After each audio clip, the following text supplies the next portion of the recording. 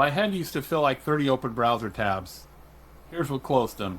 It wasn't just meditation, it wasn't just a planner, it was getting everything out of my head and into one system that thinks with me.